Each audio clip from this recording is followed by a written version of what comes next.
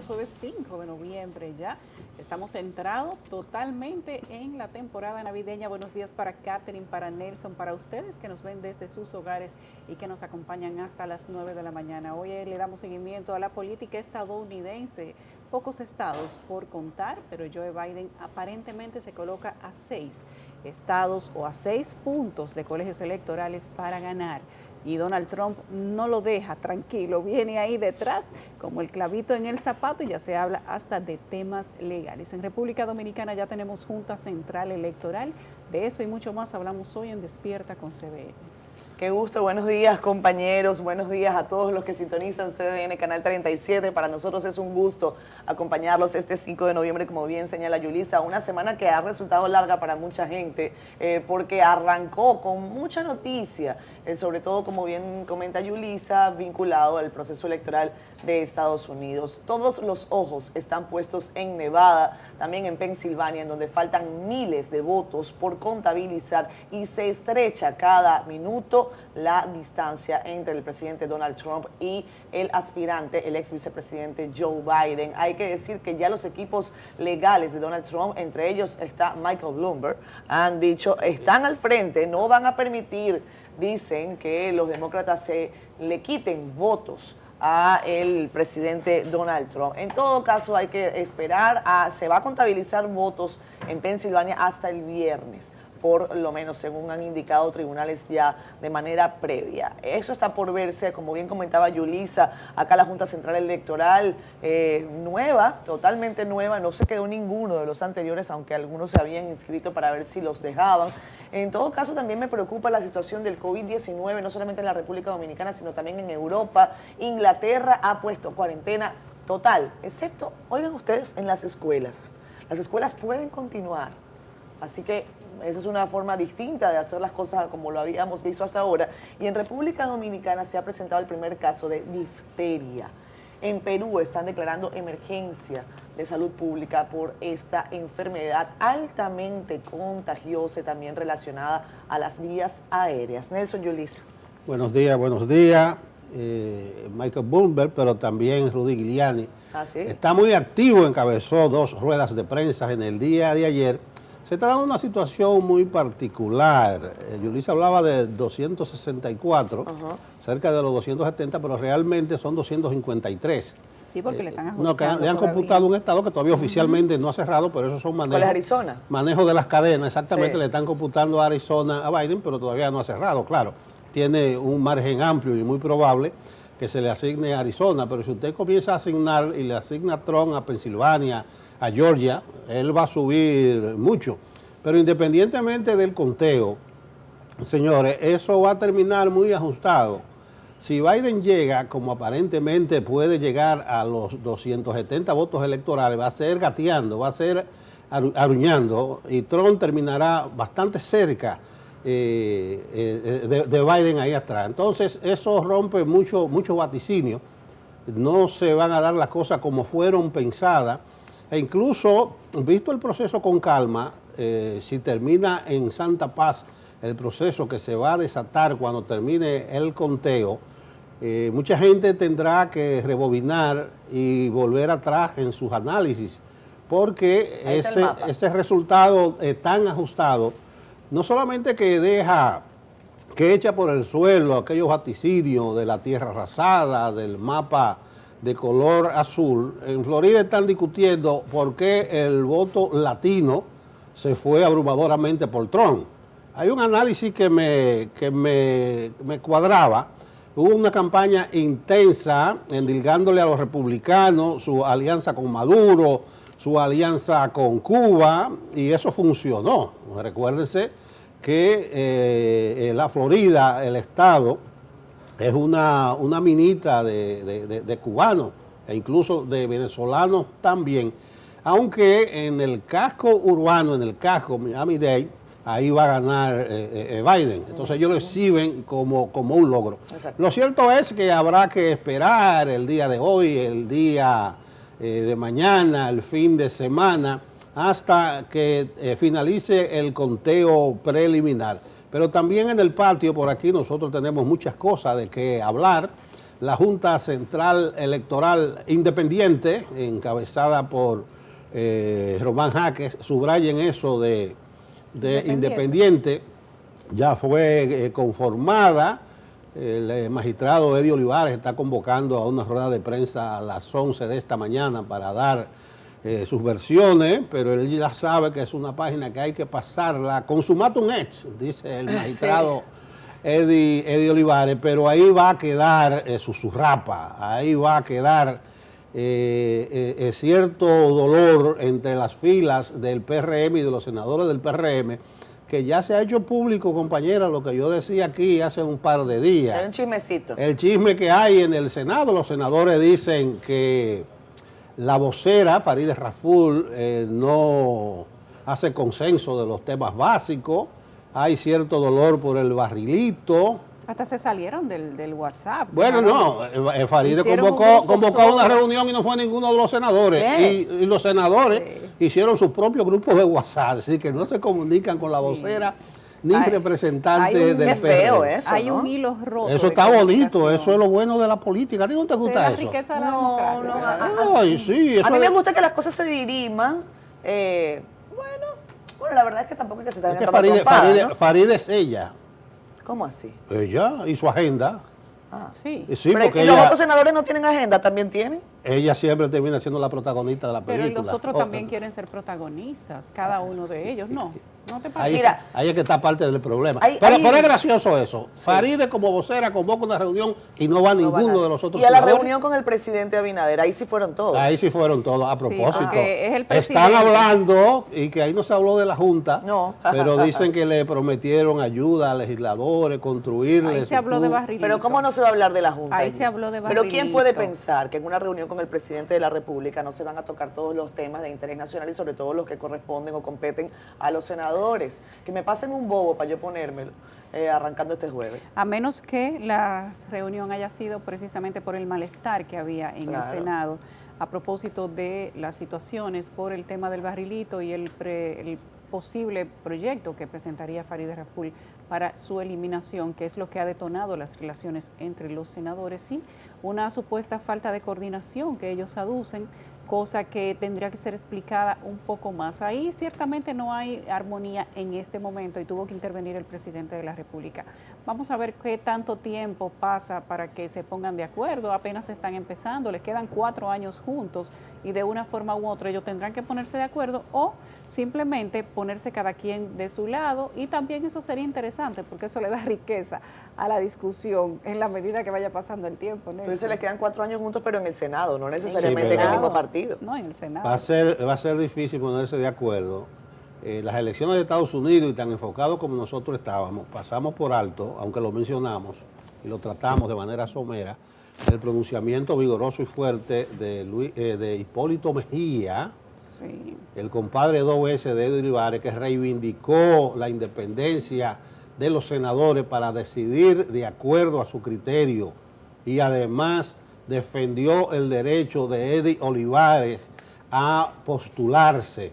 Incluso habrá que ver, la gente dice, el PLD sí es ridículo, propuso a Eddie Olivares como miembro de la Junta, pero eso tiene su rapita en que lo que estaba haciendo el PLD era obligando a los senadores del PRM a desestimar, a desechar y a votar en contra de Eddie Olivares. Lío. O sea, que conste en acta, magistrado, que el PRM rechazó a Eddie Olivares. No solo que no fue incluido en las ternas. No, que conste en acta. Que conste en acta eso. Y no sé qué pasó, porque el viernes pasado, que se dejó fuera a Eddie Olivares de la terna, se le incluyó en las ternas, después que se hizo un cabildeo entre los partidos. Pero ayer no apareció en las ternas. Finalmente, ocurrieron 2 cosas interesantes ayer, al margen de que teníamos esa discusión hace más de un mes en la Cámara Alta, lo que iba a ocurrir con la Junta Central Electoral, y también en la Cámara Baja decidieron colocar ya a los sustitutos de estos diputados que fueron nombrados en puestos de la administración pública por el presidente de la República mediante decreto. El caso de Josefa Castillo, el caso del nuevo presidente de Indotel también se resolvió. Ahí no quedó ni el hijo de Josefa, ni Kingsbury, como habían dicho algunos en maneras prácticamente de chisme, sino de sorna. Tampoco estuvo allí Claudio Camaño, quien envió una comunicación También me imagino que para que constara en acta. No está contento, Camaño. No, para nada. No está Dice contento. él que está analizando para ver cómo va a responder en las próximas horas a esa prácticamente desconsideración, lo llama él, que ha ocurrido en la Cámara Baja. Yo pienso que el PRM le buscó una salida que generara poco ruido. Ya tienen suficiente buscó un ruido. bajadero imparcial. Ya hay demasiado ruido en el No, Senado imparcial, con lo no, que si estamos el hablando. PRM no Sí. quiere gente de lo suyo, debieron poner a Claudio Camaño. Le buscó un Y bajadero. decir, ese es independiente, ese Nelson. nos representa mejor que nosotros mismos. Hay que ver si eso era lo que pensaban o no. No sé. Porque si no ahí- lo pusieron es porque no pensaban eso. Bueno, vamos al contenido completo del programa de hoy. Habemos Junta. El Pleno de la Junta Central Electoral ya se designó. Opiniones a favor y en contra de los elegidos ruedan por las redes sociales de los políticos. Continúa el desfile por el Ministerio Público. Lucía Medina va por segunda vez y el exdirector de la OISOE fue ayer por primera. La difteria vuelve a ser un tema de salud pública en República Dominicana. El cerco epidemiológico de las autoridades en Capotillo pretende limitar el brote. A propósito de los gritos de los partidos por la supuesta repartición de la Junta Central Electoral, hoy conversamos con el expresidente de ese organismo, Roberto Rosario.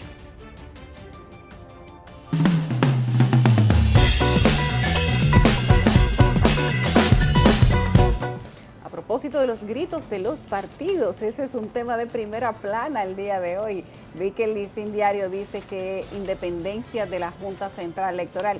Eso le va a tomar su tiempo, por ahí está nuestra compañera Susan Castaño, quien nos va a decir qué es lo que han titulado todos los periódicos de República Dominicana para darnos información a nivel general. Susan, estás bella como siempre, buenos días. Tú también, Yulisa, buen día. Placer saludarles a Catherine también y a don Nelson como cada día, a toda nuestra audiencia de Despierta con CDN. Iniciemos de inmediato este compendio por los principales titulares de las portadas de circulación nacional y lo hacemos con el periódico de casa, El Caribe, que titula en su página principal: Senado escoge la nueva Junta Central Electoral. Román Jaques se la presidirá y detalla que los otros miembros del órgano de comicios son Rafael Vallejo, Dolores Fernández, además de Patricia Lorenzo Paniagua y Samir Chamí Isa. El titular va acompañado de una fotografía del actual presidente del Tribunal Superior Electoral, quien será juramentado el próximo miércoles. En la parte inferior de la portada, El Caribe trae la fotografía en aire triunfalista del candidato presidencial de Estados Unidos, Joe Biden, y el titular dice: Biden gana Michigan y se acerca a la presidencia de Estados Unidos. El Caribe resalta en amarillo: la Asociación Dominicana de la Industria Eléctrica, ADIE, dice que el costo de la energía ha bajado un 40%. En materia de salud, este impreso destaca: reportan casos de difteria en Capotillo, donde el Ministerio de Salud Pública estableció un cerco epidemiológico de saneamiento y desinfección en el sector, en el que ya hubo un muerto reportado. En materia legislativa, El Caribe reseña: el PRM llenó las vacantes de los diputados renunciantes, y es que Luis Gómez, Dulce Quiñones y Dorina Rodríguez sustituyen a los actuales diputados que pasaron a ser funcionarios del gobierno. Y el medio de esta casa también reseña un trabajo acerca del presidente de la República, Luis Abinader, y lo titula de la siguiente manera: llama atención la dinámica de trabajo de Abinader, pues en los primeros 67 días ha visitado unas 8 demarcaciones territoriales y se reúne con varios dirigentes de su organización política. Miremos ahora la portada del Diario Libre, que titula en su página principal: el Senado elige nueva Junta Central Electoral y Román Jaques se la preside pese al rechazo del PLD. Detalla además que Farideh Raful presentó una plancha con los 5 miembros y suplentes que fue aprobada por 28 senadores del PRM, la Fuerza del Pueblo y aliados. En la gráfica principal se asocia tanto a Román Jaques como a los otros 4 miembros del órgano de comicios que han sido seleccionados. En el colgante derecho, Diario Libre presenta al candidato de la presidencia de Estados Unidos por el Partido Demócrata y el título va de la siguiente manera: Joe Biden se perfila como presidente de ese país. En la esquina inferior izquierda, el titular refiere a que interviene en Capotillo por casos de difteria. En el centro destaca la deuda, que subió a unos 7.148 millones de dólares en 9 meses. Y al lado de este titular, otro apunta a que el Ministerio Público espera presentar una acusación por el caso Odebrecht. Pasemos ahora al periódico Listín Diario, que titula en su página principal que emerge una nueva Junta Central Electoral independiente, detallando dos elementos importantes. Uno es que Román Jaques será presidente de 2 altas cortes al mismo tiempo, y el segundo es que el PLD no pudo influir en la elección de los nuevos jueces. La doble gráfica principal en la portada del Listín Diario muestra al actual presidente de los Estados Unidos, Donald Trump, y a su rival demócrata, Joe Biden, y dice así: Estados Unidos con los dedos cruzados a la espera de un ganador. En la parte baja a la izquierda, este impreso destaca: la Procuraduría enfila sus pinzas hacia figuras PLDistas. Titular que, dicho sea de paso, va acompañado de las fotos del exdirector de la OISOE, Francisco Pagán, y de la expresidenta de la Cámara de Diputados y hermana del expresidente Danilo Medina, Lucía Medina, respectivamente. Pasemos ahora a la portada del Nuevo Diario, que titula en su página principal: Biden roza la victoria y Trump desafía escrutinio en 3 estados. La gráfica principal del Nuevo Diario muestra a los nuevos miembros del ente comicial y el titular recoge de la siguiente manera: el Senado escoge a los miembros de la Junta Central Electoral. Román Jaques se la presidirá, agradece y define compromisos. En su cintillo de informaciones, este medio reseña que el presidente Luis Abinader lanza un plan nacional de exportaciones que buscará generar empleos y 20.000 millones de dólares. En materia educativa, dice, educa, aplaude al MINER por inicio año escolar. Advierte además de obstáculos y hace una serie de recomendaciones. También apunta que el director de Prompime afirma que el sector MIPYMES es el eje central para reactivar la economía dominicana. Miremos rápidamente la portada del periódico Hoy, que destaca en su página principal: elige nueva Junta Central Electoral, mostrando 5 círculos a quienes conformarán el pleno del órgano comicial. En la parte alta, este medio coloca las fotografías de los aspirantes a la presidencia de Estados Unidos y titula: Joe Biden está cerca del triunfo y Donald Trump en rebeldía. El periódico Hoy también dice que las telecomunicaciones se estancaron 10 años y el Indotel perdió espacio, según dijera el presidente o titular de esa institución, Manuel Arroyo, durante el almuerzo con el Grupo Corripio. En el seguimiento diario a la pandemia del COVID-19, este impreso reseña que la COVID causa inflamación grave adicional y presenta como cada día las cifras de casos y fallecidos a causa del virus en el país. Conozcamos de inmediato la agenda para este jueves 5 de noviembre. Para las 9 de la mañana se tiene pautada una charla de Inca Matila, respectivamente la representante del PNUD en el país, sobre el rol del turismo en la recuperación socioeconómica sostenible. Esto será mediante la feria virtual que desarrolla Sonahores en el Hotel Intercontinental Santo Domingo. Para las 9 de la mañana está pautada la audiencia del caso de Brecht en el primer tribunal colegiado de la Cámara Penal del Juzgado de Primera Instancia del Distrito Nacional.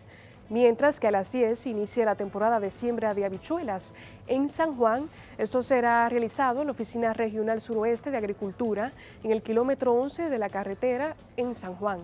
A las 11 de la mañana será la toma de posesión de la directiva de la Asociación de Empleados Universitarios en el Parainfo de la Facultad de Economía de la UAS. Mientras que a las 3:30 de la tarde, el Gabinete de Política Social da inicio a la 4ª etapa de trabajos de cambio de pisos de tierra por cemento. Esto será en la calle Moisés Aloe de Los Alcarrizos. Así yo finalizo este resumen informativo. Retorno con ustedes. Gracias, Susan. Que tengas feliz resto del día.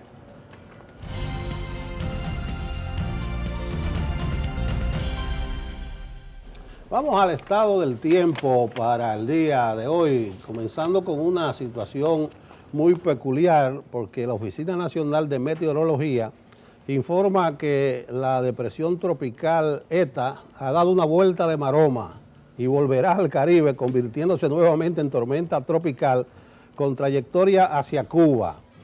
ETA se ubica a unos 145 kilómetros al sur de Honduras, posee vientos máximos sostenidos de 45 kilómetros por hora y se mueve hacia el oeste-noroeste a unos 13 kilómetros por hora.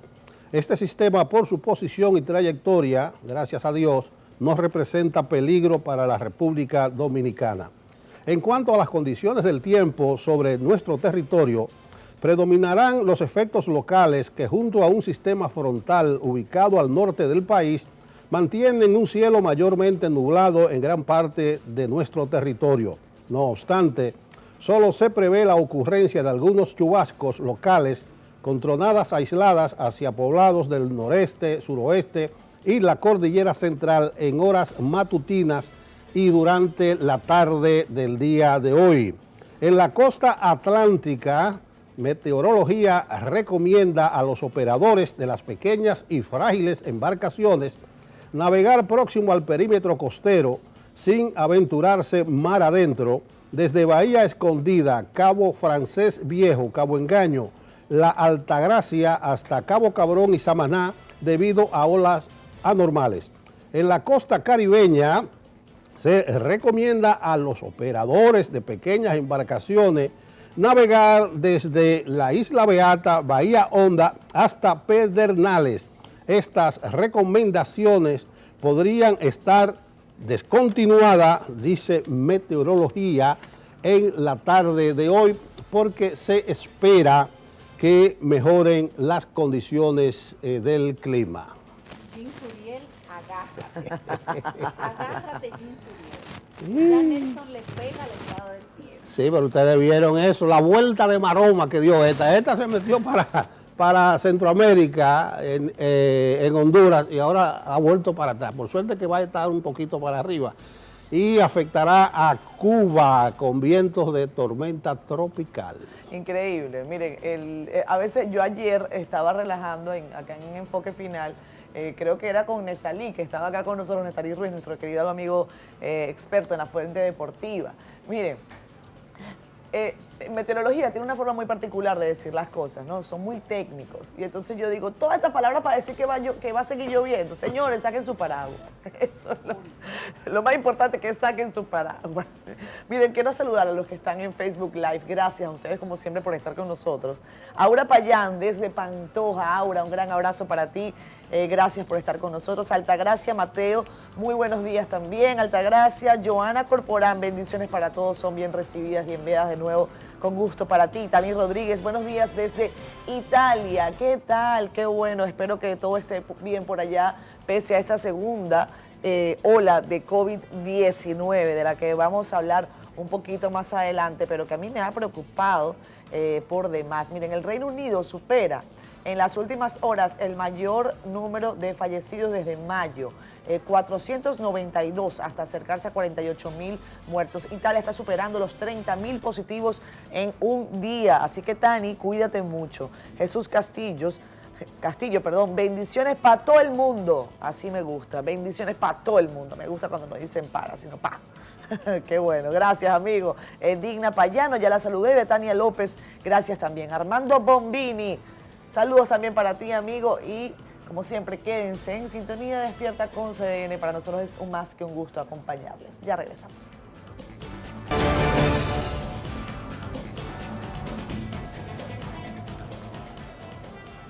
Y tal como hemos avanzado, el Senado de la República escogió ayer a quienes serán los 5 miembros titulares y suplentes de la Junta Central Electoral para el periodo 2020-2024. La presidencia del órgano electoral recayó en Román Jaques Liranzo, actual presidente del Tribunal Superior Electoral. Tenemos una historia con nuestro compañero Rentería Montero.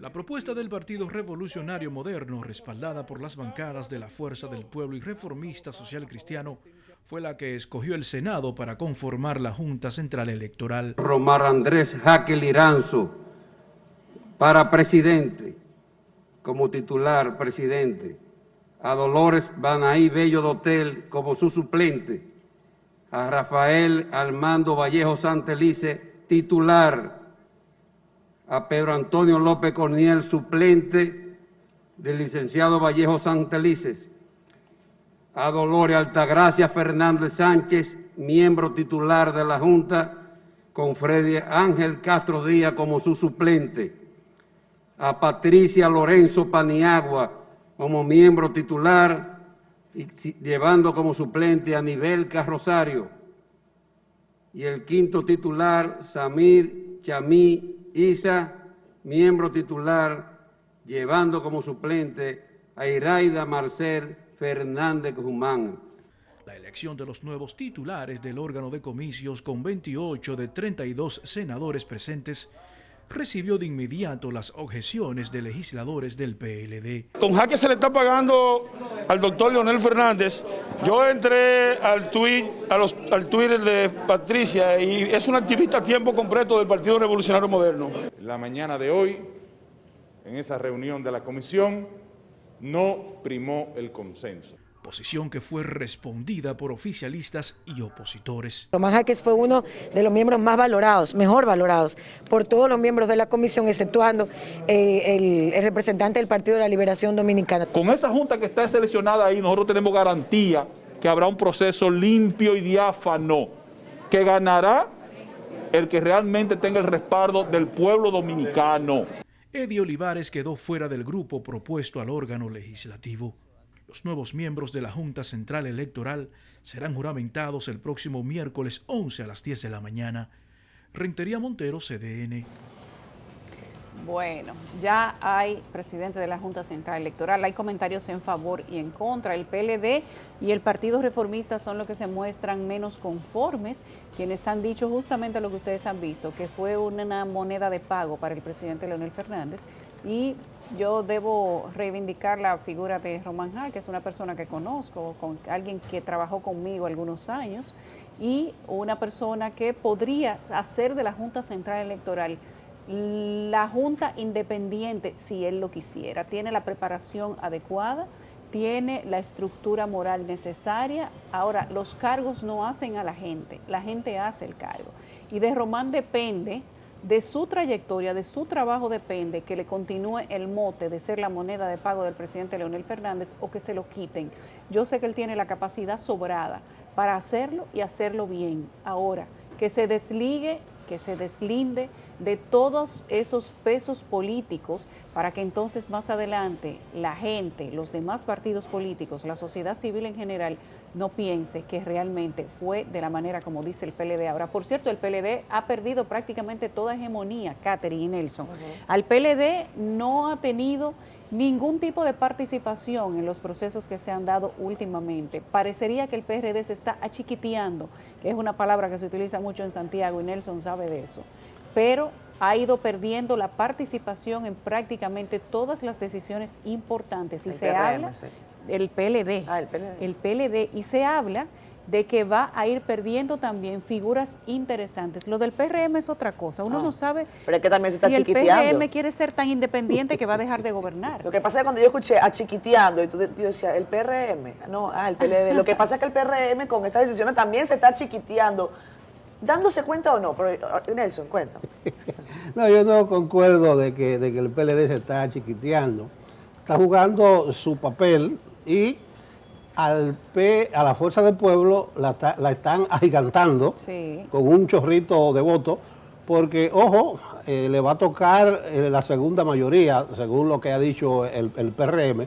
Entonces, miren con tan poca inversión los grandes dividendos que va a tener la Fuerza del Pueblo y Leonel Fernández, aunque a la postre podría aparentar, y creo que es lo que se ha estado moviendo, una tácita alianza entre la Fuerza del Pueblo y Luis Abinader, más propiamente dicho, porque si le dan la segunda mayoría al PLD, ahí se verá que hay una alianza, hay una unidad. Entonces eso va a potenciar más al PLD como oposición política al gobierno. Ese va a ser el punto de referencia. De Román Jaques es muy difícil llevarte la contraria a ti, Yulisa. Incluso en el estilo de uno y su práctica de vida no hay que ir buscando expedientes personales y quitándole prenda. El que la tiene, las tiene. Lo de Román Jaques es que desde el proceso de primarias internas, desde la interpretación del transfugismo en la ley de partidos y en la ley del régimen electoral, se le dice que obedecía instrucciones específicas porque todas y cada una de las decisiones y de los pronunciamientos de Román Jaques iban a favor de Leonel Fernández. Yo sí creo que Román Jaques, si a inclinaciones vamos, está más cerca de la Fuerza del Pueblo y de Leonel que de Abinader y del PRM. Por eso es que no se entiende la línea de construcción partidaria que tiene el PRM, porque se está enajenando los espacios de poder. Ya lo hizo con el Ministerio Público. Ministerio Público tan independiente que va a sentar a dirigentes prominentes del PRM en el banquillo de los acusados por el caso Odebrecht si se da el desarchivo de los expedientes. Un presidente del Senado, en la persona de Eduardo Estrella, que no es del PRM y que ha dicho que él va en el Senado, en el Consejo de la Magistratura, a actuar de acuerdo a su parecer. Un presidente de la Junta Central Electoral, que no es del PRM, ni siquiera tiene colindancia con el PRM. Ahí viene en los próximos días la Cámara de Cuentas y el PRM dice que también hará igual en la Cámara de Cuentas. Y ahí viene la Defensoría del Pueblo. Cuando llegue ese punto, nosotros vamos a hablar algo. Se dio un caso muy particular. Fidel Santana renunció al Frente Amplio, a su partido, pero renunció no para irse para su casa, ni para darle más participación a los jóvenes, como se pensó, sino para ser candidato, para postularse para defensor del pueblo. ¿Eso lo hace independiente? ¿Haber renunciado a su partido? Sí, ya a Eddie Olivares no, pero Fidel Santana es independiente. Guadalupe Valdés, ahí la veía activando en el Ministerio Público, que hay que meter preso a los corruptos, que sé yo qué, como Marcha Verde. Ella fue como Marcha Verde. Marcha Verde, sí. Y aquí estoy yo representando a Marcha Verde, un sofisma, un eufemismo, porque Marcha Verde es un movimiento que no tiene un consejo directivo, pero Guadalupe también está pugnando para Defensora del Pueblo. ¿Cuánta gente está pugnando para la Defensoría del Pueblo? Este país tiene mucha gente dispuesta a sacrificarse. Usted no ve que la Junta llegaron 400 y pico, que no, para la Cámara de Cuentas... para la Junta, 309. 309. Y 393 que está para la Cámara de Cuentas, llueven para la Defensoría del Pueblo, gente para sacrificarse. Entonces, este es un país a donde voy es a lo siguiente. La independencia de Román Jaques quedó determinada porque fue el que sonó para ese puesto como candidato de la Fuerza del Pueblo, del PRM y de Abinader desde el primer momento, y en el último momento fue el candidato. Ajá, eso estaba predeterminado, eso estaba cocido y precocido, sazonado y listo para ser servido.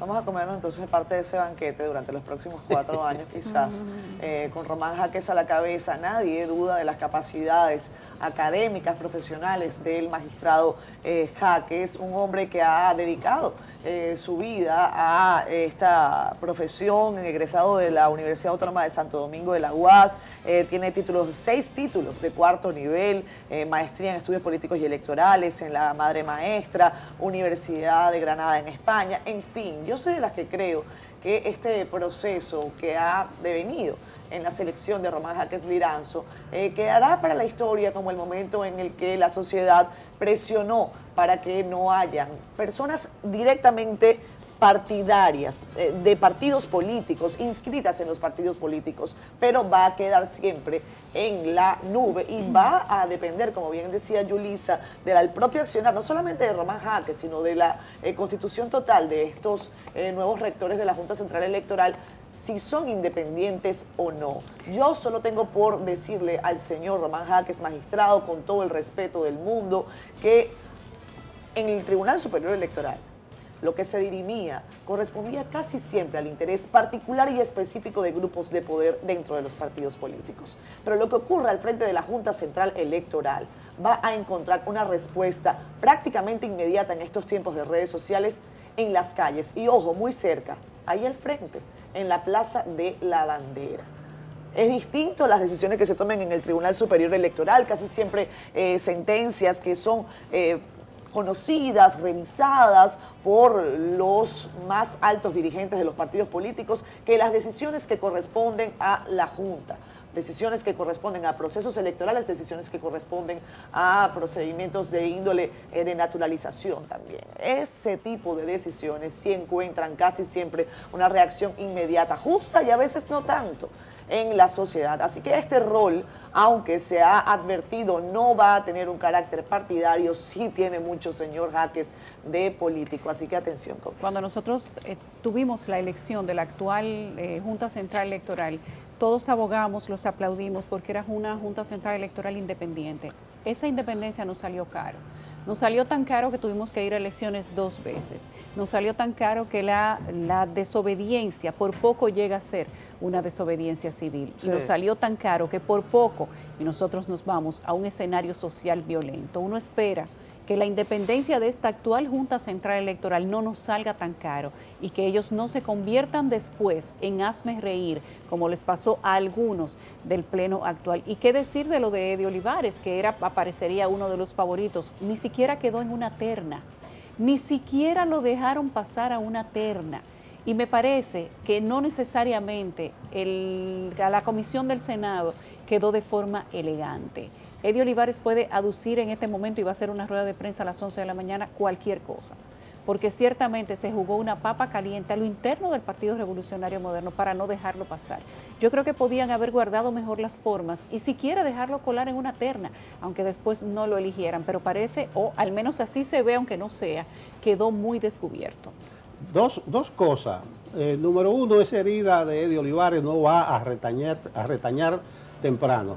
Número dos, la independencia de la Junta queda cuestionada cuando se revisan los Twitter de algunos de sus integrantes. Y número tres, quedaron 2 mujeres en el pleno. Yo creo que eso era conveniencia. Había 2 actualmente, no podía haber menos. Pero nunca en la vida la Junta ha tenido la presencia mayoritaria de mujeres. Algún día será. Capio el techo, por aquí tenemos mucho lío nosotros. Vamos a ver si el tránsito fluye mejor. Buenos días. Muy buenos días, mis amigos. Un buen día al equipo y vamos de inmediato al tránsito en la ciudad de Santo Domingo.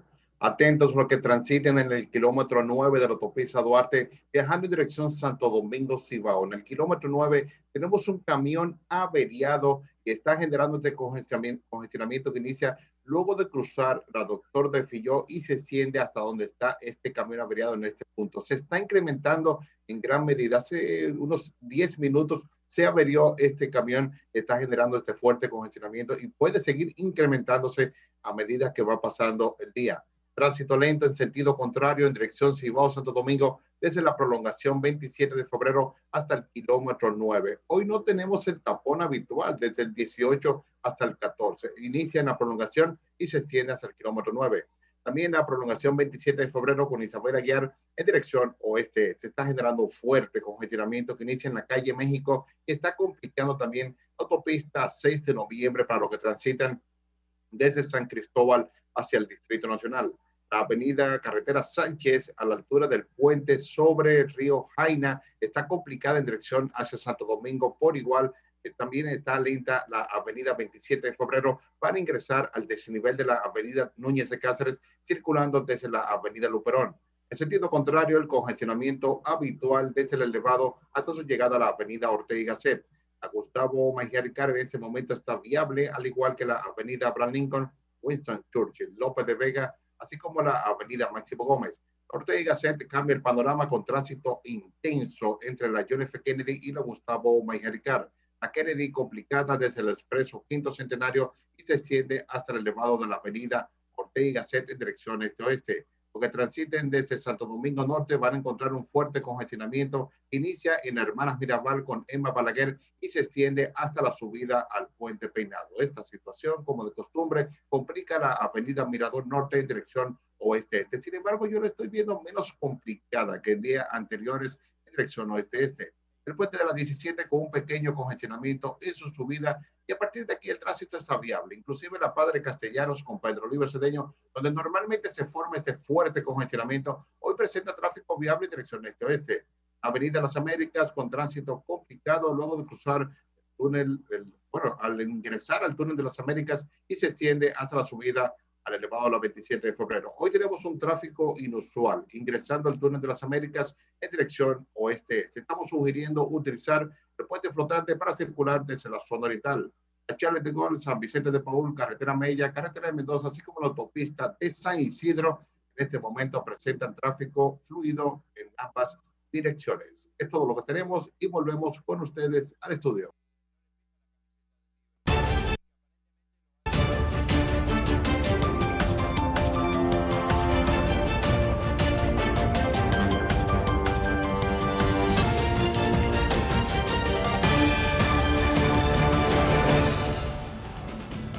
Regresamos con más. Esto es Despierta con CDN. Gracias a ustedes, como siempre, por el favor de su sintonía, por sus mensajes en redes sociales y, como siempre, también por su cariño. Miren, hablábamos más temprano de lo que ha sido significado esta segunda ola de COVID-19 para Europa, los efectos que se van a sentir posiblemente tanto en República Dominicana como de este lado del mundo, mientras que en Estados Unidos hablamos de más de 230.000 personas que han muerto por el efecto de la pandemia. Miren, hay otro efecto del que no se habla tanto, y es el efecto psicológico del llamado confinamiento. Les decía que en el Reino Unido han declarado que la gente se va a quedar encerrada en sus casas, lockdown, como dicen los estadounidenses o británicos, hasta diciembre. Y hay que ver, eso, según algunos analistas, especialistas, está provocando un comportamiento errático de las personas, un incremento de la conducta violenta entre los ciudadanos que salen a divertirse también y que cuando son confrontados por las autoridades reaccionan de manera agresiva. Vamos a ver a continuación un reporte de Rafael Lara, porque aquí no estamos confinados de manera oficial, pero las autoridades han mantenido ese llamado a que si usted no tiene nada que hacer en la calle, quédese en su casa. Rafael, vea. Cada día son más los actos agresivos de ciudadanos que violan el toque de queda y al ser fiscalizados la emprenden contra los agentes de la policía. Sí, señor. No me toques. Tuvo que llegar el momento en que ella agrediera físicamente a los policías y a los militares. Pero no solo los civiles exhiben esta conducta, sino que agentes de la Policía Nacional cometen excesos en sus labores. Mira que yo tengo, permiso. Yo no tengo nada, manita, porque ya que lo que yo tengo. Claro que se presentan algunos incidentes. Nosotros al final, lo que somos servidores públicos de cumplimiento de ley. Para el psiquiatra José Miguel Gómez, la presión por el confinamiento y la precariedad económica que vive el país incentivan la conducta detonante de las personas. No, eso no es mío, no. Ábrele. Eso no es mío porque yo no juego. Y eso está pasando en el mundo, no solamente en República Dominicana. Si tú ves los comportamientos de los muchachos en España, los comportamientos de los jóvenes en Alemania, en Francia, en Brasil. Gómez entiende que se debe apelar a la cultura de paz y evitar la confrontación entre autoridades y ciudadanos. Respetar el uso de la mascarilla y el uso de las medidas sanitarias. Yo pienso que cada ciudadano que respeta eso va a ser difícil que encuentre un problema con la policía. También el psicoterapeuta Secundino Palacios recomienda que esta problemática se trabaje en el seno familiar. El respeto a las normas de convivencia pacífica y civilizada. Que todos y todas, no importa, desde el presidente Luis Rodolfo Abinader Corona hasta el más humilde de los ciudadanos, entendamos que la única forma de vivir en sociedad es respetando las normas de convivencia pacífica y civilizada. La conducta violenta no solo se refleja en los sectores de bajos ingresos, sino también que en la clase alta se refleja en gran magnitud. Rafael Lara, CDN. A mí me gusta como Rafael dice, los sectores de clase baja se manifiestan de esta forma, pero también se manifiestan en los sectores de clase alta. Sí, señores, totalmente. El que está harto del confinamiento, no importa a qué clase pertenezca, está harto y punto. Aunque suene así, de forma prosaica. ¿Se están comportando bien los policías en el trato a los ciudadanos? Depende, porque no todos los policías son iguales y un comportamiento no es igualitario o no es homogéneo dependiendo de qué organismo lo establezca o lo practique. Depende del entrenamiento, incluso de la construcción profesional que tenga cada uno de los policías. Ustedes vieron ayer, como nosotros les presentábamos, una militar, una policía, maltratando, vejando una dama, ni siquiera porque eran compartes del mismo género, y en ocasiones las mujeres tratan peor a las mujeres que lo que las tratan los mismos hombres, y qué pena que sea así. Parecería que somos el único género que trabaja para maltratar a su par. Una pena que sea de esa manera. Y de contraparte vemos como otros oficiales a hombres o mujeres que han traspasado el horario del toque de queda, que les responden mal. Veíamos cómo se llamaba la señora que hasta se encaramó en la grúa, Bianca. Creo que Bianca. Bianca hizo de todo para que le dieran 3 palos. ¿Se lo dieron? No, porque depende de la construcción que tenga cada uno de los oficiales. Por eso Ayer nosotros decíamos que la policía tiene que trabajar en el entrenamiento de sus agentes y los ciudadanos tienen que poner de su parte porque después no tienen de qué quejarse. Cuando el ciudadano se porta mal, le da pedradas a la policía, dispara, le dice mala palabra, simplemente lo está provocando. Que la gente se deje provocar, eso ya es otra cosa. Aquí tenemos que portarnos bien todos, los policías, los ciudadanos, los militares, lo de la Marina, lo de la Fuerza Aérea, lo de los barrios, lo de la clase alta. Al final, nosotros tenemos un toque de queda porque tenemos una pandemia. Y en el momento en el que todos hagamos lo que nos corresponde, compartamos el mismo buen comportamiento, probablemente los contagios bajen y quiten el toque de queda. Entonces no es un trabajo solamente de la policía. Déjeme decir 3 cosas, comenzando por reconocer la labor de la Policía Nacional, no desmeritando tu enfoque, Yulisa, con el cual yo coincido, yo lo comparto, sino el trabajo también estresante que están haciendo los miembros de la Policía Nacional. Eso hay que verlo en el marco de esa historia del compañero Lara. El martes nosotros salimos aquí después de medianoche con la cobertura electoral y estaba loco por ver a una patrulla o un retén. Ni una. No había patrulla ni retén, pero señores, era por el aguacerazo que cayó en la tarde. ¿Y para qué yo buscaba a la patrulla de la policía, el retén? Para saludarlo diferentemente y para reconocer su trabajo, porque me puse a pensar, un agente policial a medianoche, en la madrugada, haciendo su trabajo, y mal compensado. Sí. Se habla y que de un bono, una gratificación de 10,000 pesos, que el presidente Abinader dijo que lo iba a aumentar y ni siquiera se le está pagando. Entonces es un reconocimiento a la Policía Nacional. Segundo, lo de clase alta y clase baja. Yulisa, eso funciona así. Yo en ocasiones recuerdo al suceso de hoy, Manuel Antonio Rodríguez, Rodriguito, a las 2 de la tarde. El suceso, Rodriguito siempre tenía una historia de pleito en los barrios, de una puñalada, de un pleito entre vecinos, entre mujeres, y le dijeron, Rodriguito, pero tú nunca en el suceso incluye ningún hecho de los barrios lujosos y de ricos. Y decía Rodriguito, eso ocurre en aire acondicionado, eso no trasciende, eso no sale a la calle, existe eso de clase alta y clase baja. Y termino diciendo lo siguiente, secundando lo que decía el psiquiatra Saturnino Palacio, amigo del alma, saludo para ti, de que ese irrespeto a la policía de algunos ciudadanos no es un irrespeto a la autoridad policial en sí, sino a las normas, a los valores de comportamiento que deben primar en la sociedad. Ojo con eso. Y termino diciendo que también en el quédate en casa, al interior del hogar, se están dando esas manifestaciones de violencia. Señalaba ayer un reportaje muy bien sustentado de Wanda Méndez, periodista y abogada del Listín Diario, sobre la violencia intrafamiliar entre marzo y junio, los meses duros de la pandemia. Dice ese trabajo de Wanda que se han presentado unas 13.400 querellas de violencia interfamiliar en esos 4 meses, un promedio de más de 3.000 por cada mes. Es decir, que esta situación estresa en la calle y estresa también al interior del hogar. Bueno, la violencia va a ser algo de lo que vamos a continuar hablando mientras permanezca esta pandemia. Yo pienso que mucho más. Parte de lo que estamos viendo, bueno, yo no voy a contradecir evidentemente a los expertos en la conducta humana, el doctor Saturnino, muy respetado también, por supuesto, pero yo pienso que también es una suerte de conocimiento de nuestra condición de ciudadanos, independientemente de la clase social a la que se pertenezca, si todavía podemos entender las clases sociales como fenómenos inamovibles. Miren, lo que está ocurriendo en las calles con relación al tema del confinamiento corresponde con el conocimiento del deber que nos ocupa.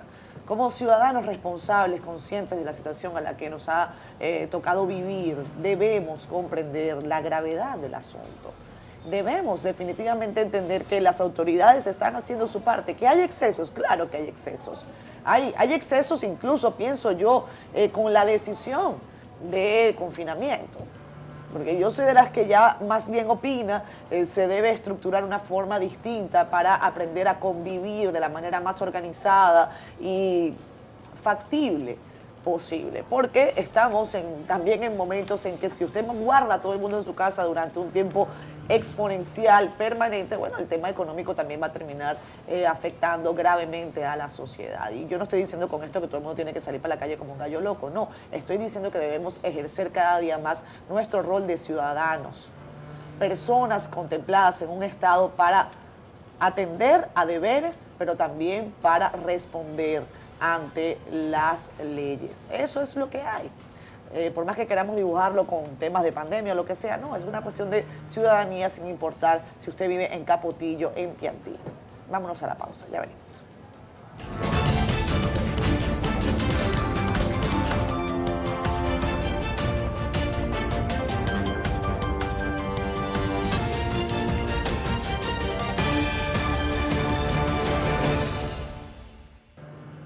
Como habíamos anunciado al principio, nos acompaña Roberto Rosario Márquez, es presidente de la Junta Central Electoral y dirigente de la Fuerza del Pueblo.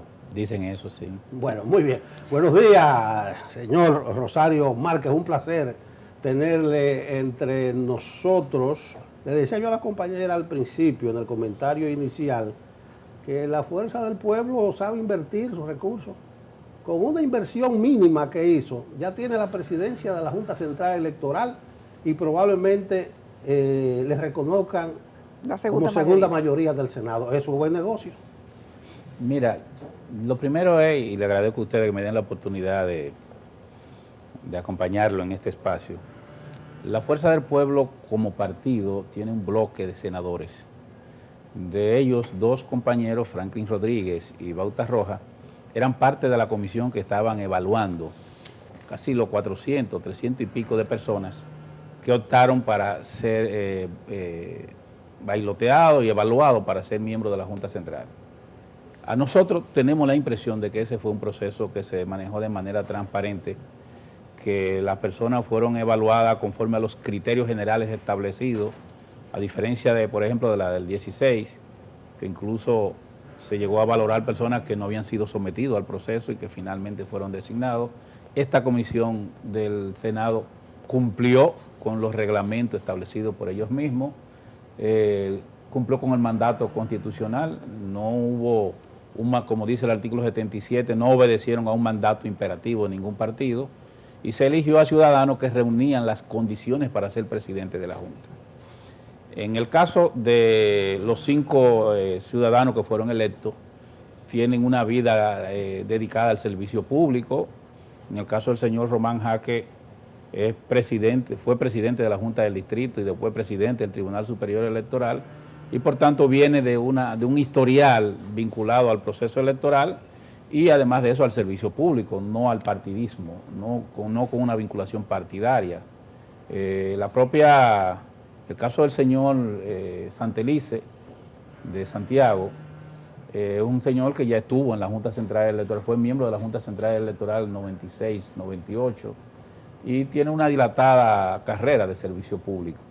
En el caso de la señora Dolores Fernández, tiene más de 24, 25 años dedicado al servicio público, primero como juez de corte, y lo enseña uno de los medios hoy, en San Francisco de Macorís, y después que fue ascendiendo de oficial civil, directora de la Oficina Central y directora de Registro Civil. Hay 2 personas que fueron seleccionadas y que fueron propuestas por los senadores, que es el caso del señor Chamiza, ex coordinador general de Participación Ciudadana, y la joven Patricia Lorenzo, que también se le vincula a la sociedad civil. Tú pudieras tener diferencia en 1 o 2 personas, pero sin duda que en la elección de ellos se respetó el procedimiento, se hizo conforme al mandato constitucional y la ley. Por primera vez se tomó en cuenta a profesionales que no son exclusivamente del área jurídica. Yo creo que ellos de alguna manera tienen el reto de reencauzar los trabajos de la Junta Central Electoral. Cada Junta Central Electoral tiene su momento, tiene sus propios retos y desafíos. A mí me correspondió la Junta Central Electoral que yo entendía que debía dedicar más esfuerzo al servicio público, al adesentamiento y la modernización, por ejemplo, del registro civil, de la cédula, a la organización incluso y la transformación. Acuérdense que cuando yo llegué, las oficialías del Estado Civil eran una especie de negocios que se distribuían y se nombraban, la primera acción que yo tomé como presidente de la administrativa fue redactar de mi puño y letra un reglamento que estableció sueldo de Estado de esos oficiales civiles. Yo pude haberme hecho el loco y 100 y pico de oficialía, designarla, y se decía que se hacían cosas y yo nunca pude probarlo, pero se comentaban, como se comenta con los cónsules ahora, por ejemplo, ahora y antes. Sin embargo, la primera acción nuestra fue ese dinero que el primer año representó un ingreso de 600 millones y que después de eso, hasta el día de hoy, representa 1.200 millones de pesos que entran por autogestión de la Junta Central Electoral y que antes se diluían y no llegaban al Estado. Eso yo creo que fue una manifestación de transparencia. Me ha extrañado, y escúsenme que ahí salga un poco, que instituciones que tienen prácticas como esa y fueron superadas no hayan tomado la misma iniciativa. Aquí, por ejemplo, el Estado Dominicano tiene en el Ministerio de Relaciones Exteriores los feudos, que son los consulados, que siguen actuando como instituciones donde el cónsul es el que pone decide cuánto se cobra por un pasaporte o cuánto se cobra por un servicio consular y dispone además dónde va ese dinero, que generalmente se distribuye y no va a las arcas del Estado. Cuando yo llegué, insisto, mi primera acción fue en un acto sin que nadie me lo reclamara, sin que hubiera marcha, fue de manera que se transparentaran eso. Yo esperaba del ministro de Relaciones Exteriores, en este caso de Roberto Álvarez, que siempre ha sido abanderado de la transparencia, que iban a hacer lo mismo, que que todos los ingresos de materia consular iban a ingresar al Estado y se iba a administrar conforme a una reglamentación parecida. Eso ha seguido igual. Aquí todavía tenemos 43 vicecónsules en Haití, 83 vicecónsules en Estados Unidos y tenemos además de eso ingresos y tarifas privadas en un servicio público. Puedo darme el lujo de hablar de ese tema porque yo practiqué con el ejemplo y convertí esos servicios privados en servicio público. Pero volviendo entonces a la Junta, ustedes recordarán, ustedes si vieron, por ejemplo, el proceso de elección de esta Junta, yo vi al senador de San Francisco reclamar que él quería que la nueva Junta le construyera un edificio. En mi gestión se construyeron y se remodelaron no menos de 115 juntas electorales en todo el país, que estaban hospedadas en sitios de cartón y de madera. Cuando yo llegué habían el 98% de servicio, cuando llegué a la administrativa del servicio de oficialía y de la Junta en sentido general, era manual. Cuando yo me fui dejé el 100% automatizado. Pero a esa Junta le correspondió básicamente esa labor, ese tránsito hacia la modernidad. Ahora yo creo que esta Junta tiene otros retos, tiene otros desafíos que están más bien en recuperar el prestigio que tenía la institución, que de alguna manera sufrió, y además de eso volver al tema del tiempo que se perdió. Yo diría que hay 4 años perdidos en el servicio. En la Junta se habían logrado eliminar los buscones, en la Junta se había logrado automatizar todo el servicio, pero muchas de esas tareas se detuvieron. Es una crítica y hay a la que Junta que rescatarlo. sale hoy. Yo diría que no lo vieron como su prioridad. Cada cual tiene su enfoque de cuáles son su prioridad en el trabajo. Más que criticarlo es preocuparme y tratar de que los que vengan lo hagan, porque cuando tú estás en una institución y la diriges, tú siempre quedas de alguna manera, no atado, pero pendiente, porque si le va mal a la Junta también uno siente que le va mal, porque estuvo ahí y parte de su vida se le dedicó a ese servicio. Señor Rosario, para los partidos políticos, por ejemplo el PLD, el Reformista y otros, que han criticado de forma dura la designación de Román Jaques como presidente de la Junta Central Electoral, porque dicen que va a ser un alicate del partido Fuerza del Pueblo, ¿qué usted les respondería? Mira, yo pude observar a Rogelio Henao, el senador del Partido Reformista, apoyar la elección de Román Jaques y de los miembros de la Junta. Hasta donde tengo entendido, los únicos senadores que hicieron objeción a la elección de Román Jaques fueron los del Partido de la Liberación Dominicana. Y escogieron al menos indicado para criticarlo, que es al senador de Elías Piña, que precisamente obtuvo la senaduría como consecuencia de un proceso litigioso que dirigió Román Jaques, y que pese a que el PRM entendía que esa senaduría le correspondía, Román Jaques administró en ese caso, y pienso que en todos, administró de manera correcta. No, pero ese caso de Elías Piña no es el mejor ejemplo. No, el mejor ejemplo es porque él es que está haciendo el cuestionamiento. No, porque si vamos a Román Jaque, podemos volver a la sentencia de Román Jaque que favorecieron de manera sobrada a Leonel. Mire lo que pasa, doctor. Vamos a ver la historia en su objetividad. ¿Por qué el PLD cuestiona a Román Jaque? Y le voy a dar un dato que él quizá debe decirlo en su momento. Lo que pasa es que cuando usted está en esa función pública no debe decirse todo. El problema del PLD con Román Jaque viene porque el ministro de la presidencia le entregó un documento pidiendo que fallara a favor del PRD de Miguel Vargas. Ese es todo. Y se negó. Y al negarse no lo dejaron llegar a su despacho y lo desmontaron y le quitaron los guardias.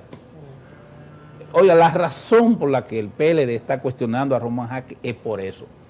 Porque ellos creyeron que era un muchacho demandado de él, que tenían que entregarle eso, y él tenía que cumplir con eso. No es política. Mire, Román Jaque no está ahí por la fuerza. No fue Leonel que recomendó a Román Jaque. Eso es una falacia. A Leonel le propusieron que la fuerza del pueblo, al momento de consensuar, valorara a Román Jaque, y Leonel no se opuso. Pero no fue Leonel Fernández. Eso es bueno aclararlo. Ahora la fuerza del pueblo entiende que él se manejó con distancia de los grupos, de los poderes fácticos y de los grupos de presión, y que cuando había que fallar, falló, y nosotros necesitamos una gente así en la Junta. Nosotros somos un partido de oposición. Nosotros necesitamos una gente que pueda resistir la presión de los grupos que tienen poder en la República Dominicana y del propio gobierno. Ya él demostró que, habiendo sido apoyado, porque él fue puesto ahí por el PLD, por el Senado del PLD, y supo resistir la presión de ese mismo partido y fallar en derecho. Entonces nosotros necesitábamos una gente como esa. Es por esa razón que nosotros apoyamos a Román Jaque. Yo creo que esta Junta, en sentido general, tú pudieras tener críticas sobre uno que otro. En sentido general es una Junta que se ajusta a la coyuntura política actual y es el modelo por el cual abogó el partido de gobierno que obtuvo la mayor votación. Ellos abogaron por un modelo de Junta Electoral sin vinculación partidaria y yo creo que han hecho un esfuerzo porque eso se logre. Y tú pudieras decir que uno u otro puede tener una vinculación, pero en sentido general son personas que tienen la oportunidad de darle un buen servicio al país. Yo desearía que esta Junta Central Electoral pueda dar un servicio bueno, pueda dar buenos resultados, que supere todas las que hemos tenido para bien de la República Dominicana. Román Jaque tiene la oportunidad histórica de haber sido presidente del Tribunal Superior Electoral y de ser un buen presidente de la Junta Central. Creo que el deber de todos nosotros es acompañarlo. El Partido de la Liberación Dominicana se opone a Román Jaque por venganza y revancha, porque entiende que él debía ser un peón de ellos. Y no es extraño, porque lo que pasó con Román Jaque, también de alguna manera yo tuve que pasar por situaciones parecidas. Ellos siempre creen que tú tenías que fallar o hacer las cosas como ellos querían. No entienden que... tuvo problemas hasta con los americanos, como uno dice. Y con ellos. Usted tuvo más de un problema. Los últimos, desde el 2012 para acá, esa junta que yo tuve, siempre fue bombardeada desde el Ejecutivo. Nunca le dieron un presupuesto adecuado. Nunca. Y recuerda que me quisieron sacar con un juicio político en la Cámara de Diputados.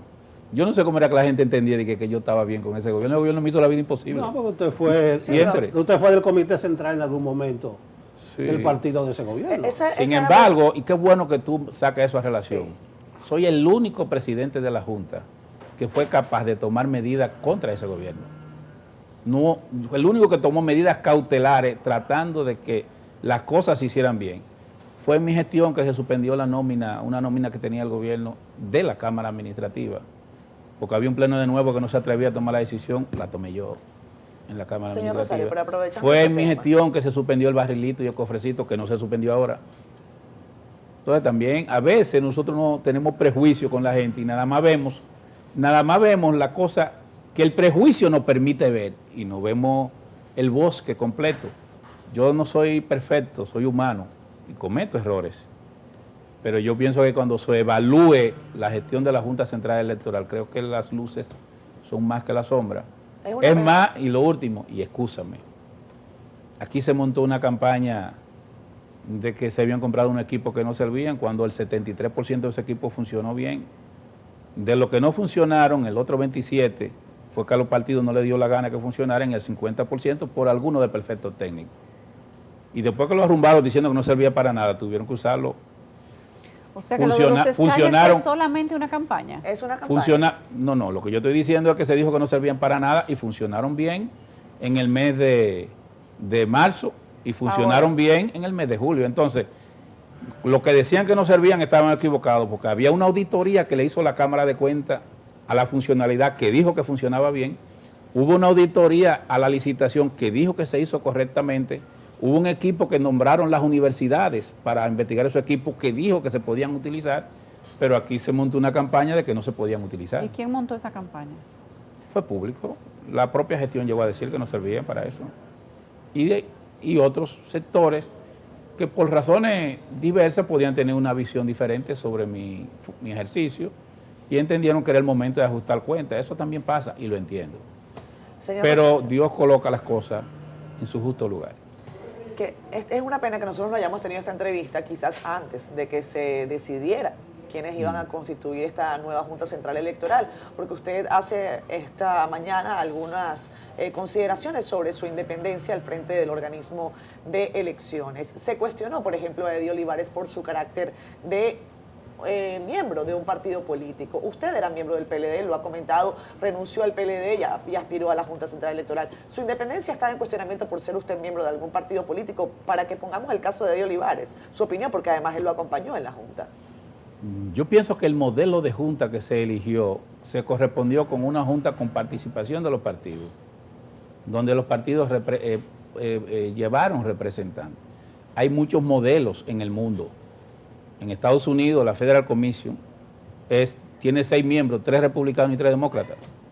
Y usted va, por ejemplo, a Brasil, donde el presidente de la Junta del Tribunal Superior Electoral de Brasil es de la Suprema, pero es uno que recomienda un partido y otro. Y así en muchos países. Hay en otros lugares, lo menos, como el caso de República Dominicana, que opta por un modelo de junta donde no haya vinculación partidaria, no política, por políticos somos todos, donde no haya vinculación partidaria reciente. Entonces aquí el partido de gobierno, el presidente Abinader, cuando visitó a Leonel Fernández, le solicitó. Yo estuve presente en una parte de esa reunión, hubo otra parte que fueron ellos dos solos. En la parte que yo estuve, yo escuché que el presidente Luis Abinader le dijo que él quería que la Fuerza del Pueblo apoyara al PRM en la posición de que las personas que se eligieran no tuvieran vínculos partidarios. Y ahí mismo Leonel Fernández le dijo, no hay problema, nosotros apoyamos esa decisión y vamos a tratar de hacer una junta en ese sentido. Es la única participación que tuvo la Fuerza del Pueblo en la conformación de la junta. No es verdad que la Fuerza del Pueblo haya intervenido o haya recomendado a nadie para ser parte de ese proceso. Ahora, como partidos políticos, fuimos solicitados, consultados para el consenso y dimos nuestra opinión favorable. Esta Junta, digamos que logra llegar con un amplio consenso y con una sola objeción, que es entendible porque es la objeción de un partido que acaba de ser desplazado del gobierno y que de alguna manera está tratando de poner objeciones y crítica a lo que entiende la gestión que está desarrollando el Partido Revolucionario Moderno. Pero creo que están cometiendo un error. Ese partido se está aislando, no se está dando cuenta que están yendo por un camino equivocado. El momento ahora mismo no es para tener una oposición desenfrenada, díscola y poco comprensiva de la situación política que vivimos, de la crisis sanitaria que vive el país y el mundo, de la crisis económica que esa misma crisis sanitaria ha ocasionado, y por qué no, de un gobierno que está asumiendo una gestión pública en condiciones muy particulares. La oposición no puede estar actuando de manera desenfrenada. Yo creo que el partido de gobierno está profundizando el hoyo en el que está y está profundizando su distanciamiento de los grandes segmentos poblacionales que cuestionaron las ejecutorias de esos 20 años de gobierno. Me permite interrumpirte, porque precisamente en la mañana Yulisa hacía un enfoque parecido y yo decía que difería en el sentido de que precisamente el gobierno y el PRM están erigiendo al PLD como su oposición. Y la lógica de los acontecimientos lleva a la Fuerza del Pueblo como un aliado del gobierno y del partido. El único senador que encabezó la alianza del PLD fue el de San Cristóbal. Después, todas las otras alianzas la encabezó el PRM. Además de eso, el apoyo tácito, fue así. Esa información no es cierta. No, es cierto, es así. En todos los... yo te digo que pero no. que en todos los lugares... Yo fui de la comisión que redactó ese pacto. Está bien. ¿Quién encabezó en Hermana Mirabal la alianza? Bauta Roja. No, ese fue el candidato. Pero la alianza la personificó el PRM. Tú dices la personificó. La personificó. Por eso es que la Junta dice que esos senadores no están como Fuerza del Pueblo, sino como otro partido. Pero ese no es el tema. El tema es... Tú estás entrando al tema de la segunda mayoría. Sí, ahí voy a terminar, porque eso va a confirmar una alianza tanto con el PRM, que viene de las elecciones, como con el presidente Abinader.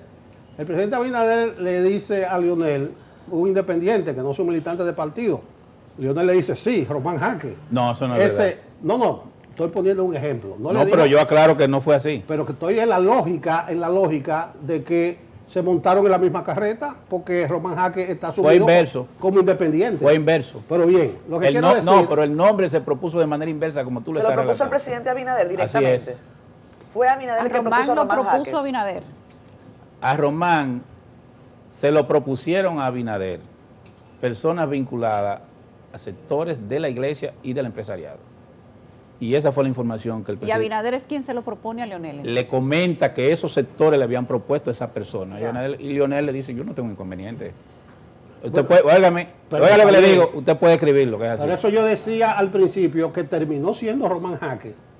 Y no es necesariamente que lo apoyó la Fuerza del Pueblo, sino que era el que estaba señalado desde el principio. Sí, pero es muy diferente decir que es Leonel que lo propone. Sí, usted ha dado una información valiosa, que Román Jaque estaba en boca de Abinader, no de Leonel, en ese momento. Porque a eso lo habían llevado también, porque también quiero ser justo en el origen del tema. Sí, el Román Jaque... Como el actual presidente, Castaño Guzmán, fue también el sector empresarial y la iglesia que lo recomendó. Bueno, pero bien. También vamos a poner la cosa... Pero eso está en la lógica de mi comentario, que estaba pensado Román Jaque desde un principio, pero voy a la cercanía, a la proximidad de la Fuerza del Pueblo con el PRM y con el gobierno, que probablemente se patentice, se le ponga el sello gomígrafo, si reconocen a la Fuerza del Pueblo como segunda mayoría. Porque ya Paliza dijo, ¿quién tiene más senadores? Mire, mi amigo. No más preguntas magistrales. No, mire, entonces, termino diciendo el rol opositor. El PRM, la Fuerza del Pueblo va a resultar como un aliado conveniente del gobierno y del partido de gobierno. Entonces ahí entramos quién ocupará el espacio de la oposición. Pero esa es otra discusión. No, pero vamos a esa. Mire, la alianza que se construyó se llamó así, una alianza por un congreso plural. La ley de partidos políticos y la ley del régimen electoral crearon una serie de condiciones que no le permitían a la Fuerza del Pueblo postular esos candidatos, porque la ley establecía que antes de poder postularlo tenían que hacer reserva de esos cargos para decir que, por ejemplo, el senador tal va a ser aliado o va a ser por tal partido. La Fuerza del Pueblo se constituyó después que ya esos plazos habían vencido. Por tanto, al hacer alianza, tuvo que llevar la mayor parte de sus candidatos en otras franquicias, siendo de la Fuerza del Pueblo. La mayoría no fue en el PRM, la mayoría fue en la boleta del Partido Reformista. Por ejemplo, el candidato a senador, que es senador de San José de Ocoa, fue en la boleta del PIS. Los otros fueron en la del Partido Reformista y quizá uno o dos en la del Partido Revolucionario Moderno. Déjeme decirle, en la del partido... Pero que yo tengo ese documento. Porque está bien, yo le digo que nada más fue el de San Cristóbal, que fue con la Fuerza del Pueblo. Está bien. Toda la alianza la personificó otro. Está bien, entonces. Y los demás, entonces, creo que en uno o dos del Partido Revolucionario Moderno. Ahora, ¿cuál es el tema de la segunda mayoría? El PRM está obligado a apoyar a la Fuerza del Pueblo, no porque estén aliados, es porque lo dice la Constitución y la ley. Mire, la ley no se refiere a mayoría electoral. La ley se refiere a una mayoría que es una mayoría parlamentaria. Si usted se lee la ley 1519, tiene un artículo que establece que todas las alianzas son transitorias. Y tiene un artículo, que el 154, que dice que el periodo electoral inicia con la proclama convocando elecciones y concluye con la proclamación del ganador que se hizo en julio. La Junta Central Electoral, en base a esa ley, emitió en el mes de mayo un reglamento de alianzas y coaliciones que estableció en el artículo 15 de ese reglamento que todas las alianzas y coaliciones caducan cuando concluye el periodo, y el periodo electoral terminó en julio. Por tanto, pretender recurrir a una alianza caduca para llevar esos efectos al Congreso de la República es ir contra la ley. ¿Y qué pasó en el 16? Entonces, ¿qué es lo que ocurre? ¿Qué pasó en el 16? Pues, ¿qué es lo que ocurre? ¿Qué es lo que ocurre? Que de manera clara, la mayoría a la que se está refiriendo es una mayoría parlamentaria. Si usted se lee el artículo 77 de la Constitución, numeral 1, numeral 4, el artículo 77 de la Constitución, en el numeral 4 dice que los senadores y diputados no pueden obedecer a mandato imperativo de los partidos, que su compromiso es solo con el elector. ¿Qué eso quiere decir? ¿Me permite el numeral que las bancadas 1? No son rígidas, Pero me permite... y que el senador, en ese sentido, toma la decisión que entienda, y las bancadas son así. Es más, si tú te lees la ley y te lees el artículo 178 de la Constitución, el numeral 3, te va a dar cuenta, el numeral 3 y numeral 5, que habla de partido o bloque de partido. El lenguaje bloque no existe ni en la ley electoral ni en la ley de partido. Es exclusivo del reglamento del Senado de la República, y es exclusivo de cuando se trata de leyes que tengan que ver con el funcionamiento legislativo. Por tanto, a lo que se está refiriendo eso, y si te busca el informe que fue rendido en el 2016 por el consultor jurídico del Senado, cuando se le hizo esa pregunta, él dijo que la elección de la segunda mayoría no había que hacerlo en función de la mayoría electoral, sino de la situación del órgano congresual, del Senado. Eso fue reproducido en el periódico Diario Libre, salió esa opinión que da precisamente en el 16 el consultor jurídico. Es decir, que es un problema legal. Yo te tengo que dejar hablar porque tú eres el invitado. Así es. Pero el artículo, y tú estás aquí todos los días. El artículo 77, que tú te agarras del numeral 4, yo me agarro del numeral 1, dice, en ausencia de el legislador, quien propone la terna es el partido. Así es decir, que si no está Félix Bautista y no está Diony en un momento, lo que van a sugerir sus sustitutos son los del PLD, eso, el numeral 1. No, lo que tú dices es cierto, pero lo estamos interpretando, eso si ellos mueren o renuncian. Bueno, si no están, digo yo. No, espérate. Si no están, no ahora. Si a Diony le da un coronavirus malo, la gente no entiende cuando yo digo así. Yo sé. ¿Dónde está? Es el PLD. El que lo sustituye. Entonces, que lo va a sustituir. Segundo, en el 16... Tú estás viendo el vaso medio lleno. De manera sabichosa, Amable Aristi, que era senador por el liberal reformista, le dijo a uno del Partido Reformista y al otro del BI, nosotros somos 3 y el PRM 2. Nosotros constituimos un bloque y somos 3, pero se legisló en función de que ellos fueron elegidos de manera distinta, es decir, que no podían constituir un bloque. Y segundo, el PRM también se tomó en cuenta en el 16, obtuvo mayoría de votos más que ellos. Es decir, que tú te agarras de marzo de una resolución del 16. Y por eso se resolvió en el 16 que la segunda mayoría era el PRM con 2. ¿Y por qué Félix Vázquez fue miembro del Consejo de la Magistratura? Sigue yendo, porque no veamos nada más un solo lado. No, yo digo el reconocimiento de la segunda mayoría. Sí, de la segunda mayoría. ¿Por qué Félix Vázquez fue miembro del Consejo de la Magistratura como segunda mayoría? ¿Cómo fue que se resolvió lo del 16? Pero te estoy diciendo, vamos a ver los dos escenarios. Pero que está bien, yo te digo. ¿Tú sabes por qué? Porque Félix Vázquez salió por el PRD, se alió con otro, constituyó y le quitaron la oportunidad a quien debía, que en ese caso era Amable Aristi Castro, porque la segunda mayoría electoral lo era, en este caso, el partido que sacó más votos, pero no sacó senadores. Y entonces, ¿qué pasó? ¿A quién le correspondía? A Amable Aristi, pero como no querían que fuera Amable Aristi, entonces buscaron a Félix Vázquez, le buscaron una mayoría, la que se critica ahora.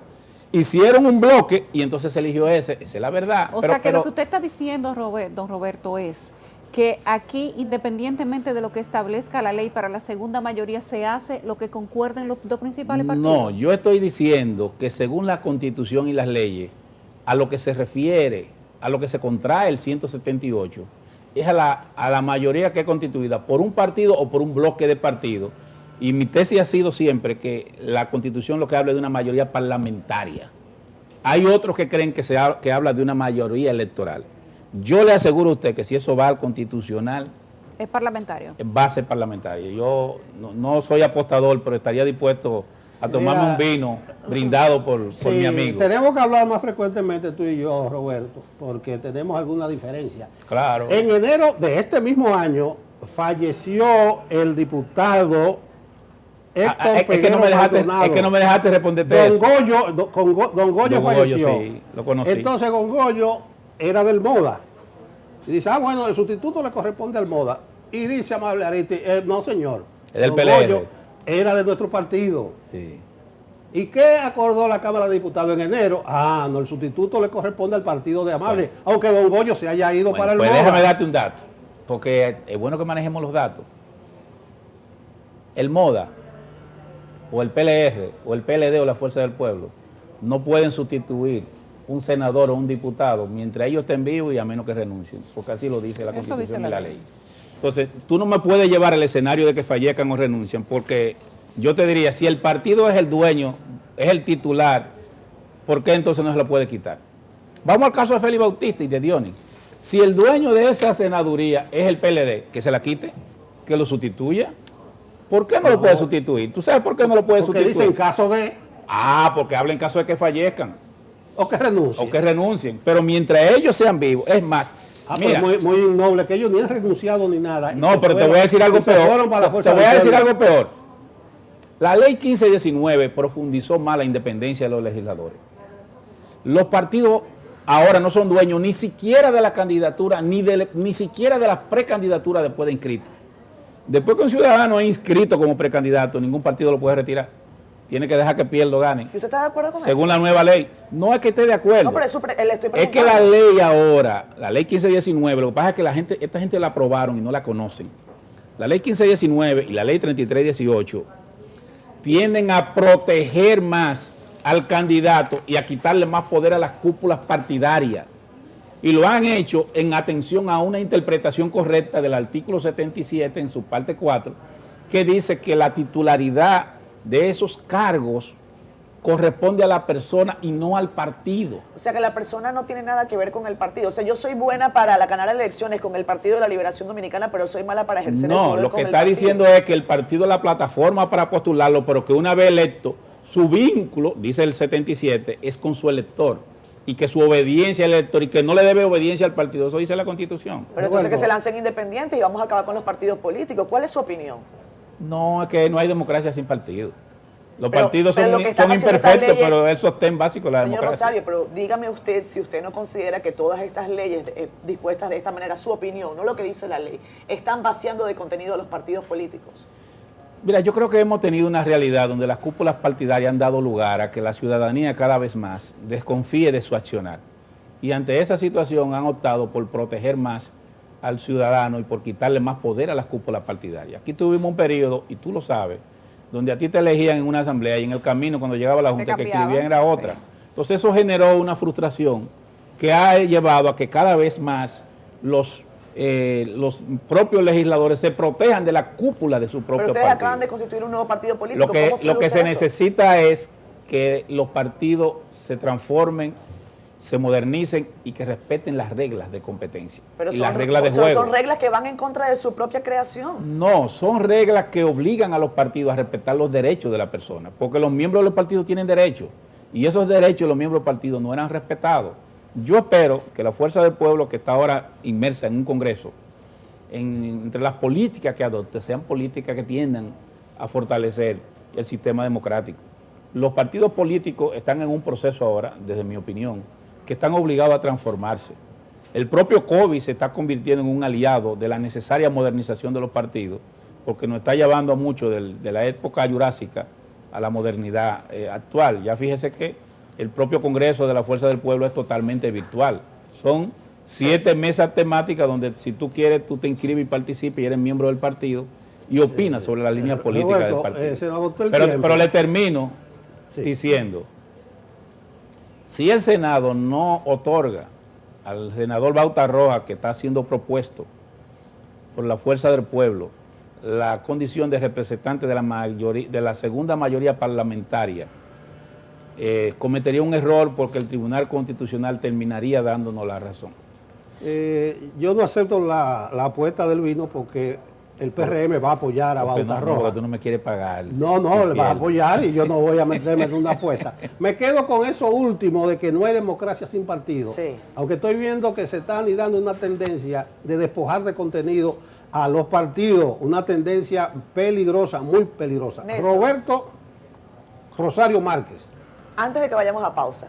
¿No quieren? En no Twitter. van a poner un tema y van a creer que es para que tú no hables. No, yo soy partidario del fortalecimiento de los partidos. Yo creo que una democracia sana requiere de partidos fuertes, pero de partidos que respeten las reglas de juego. Ayer usted estaba muy contento y lo colocó en su cuenta de Twitter. Había tenido un día de trabajo. Un tuit que colocó ayer, un día particular, dice lo siguiente, vamos a verlo en pantalla por favor. En nuestra oficina de abogados, trabajando hasta esta hora, 6:57 de la noche, un gran día, dice usted en este tuit. Dios mueve su ficha y las coloca a todas en su justo lugar. A veces deja algunas, pero no las olvida. Ahora un poco de música suave dominicana. No le voy a preguntar por qué estaba contento usted. ¿Qué música escuchó? Es que había trabajado mucho. No, la música que escuchó. No tenía nada que ver con la Junta Central Electoral. No. No, Simplemente estaba disfrutando. Después de un día arduo de trabajo, estaba disfrutando del momento. Gracias. Señor Roberto, gracias por haber estado con nosotros. Pero Yulisa, permíteme decir. Tenemos 10 minutos pasados. Sí, permíteme decir. Yo creo, en el caso de Olivares, de Eddie Olivares, que usted me hizo una pregunta y no respondí. Sí. Yo creo que la dificultad que tuvo Eddie Olivares es que fue contigo. No, es que su partido hizo una propuesta de modelo de junta que afectó la aspiración de él en este instante. En la que él no cabía. Yo no creo que necesariamente fuera contra él como persona.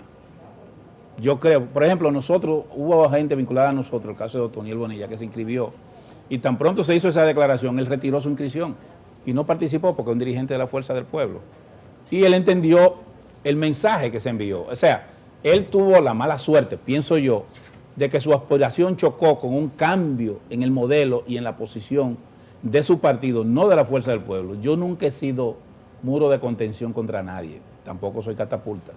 Bueno, Roberto Rosario Márquez es presidente de la Junta Central Electoral y dirigente de la Fuerza del Pueblo. Ha echado un round hoy con Ha sostenido con nosotros una interesantísima conversación, como dice un amigo mío, siempre fiel.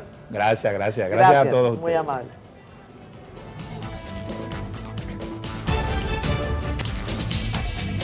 Bueno, después de ese round que ha echado Nelson con el doctor Rosario Márquez, nosotros vamos a hablar de difteria. Tenemos a nuestro compañero Rafael Lara, que se encuentra en el lugar principal, según han dicho las autoridades de salud pública, del foco de contaminación de la difteria, una enfermedad que se creía erradicada de República Dominicana y de otros países del mundo, enfermedad que está asociada a la falta de previsiones del hogar, de la higiene, asociada inclusive, Catherine y Nelson, a la pobreza, y una enfermedad que se decía en años anteriores, 2010, 1990, 1980, que le quedaba poco tiempo para ser parte presente de la República Dominicana. Rafael Lara con nosotros. Rafael, cuéntanos qué pasa allá en el Capotillo.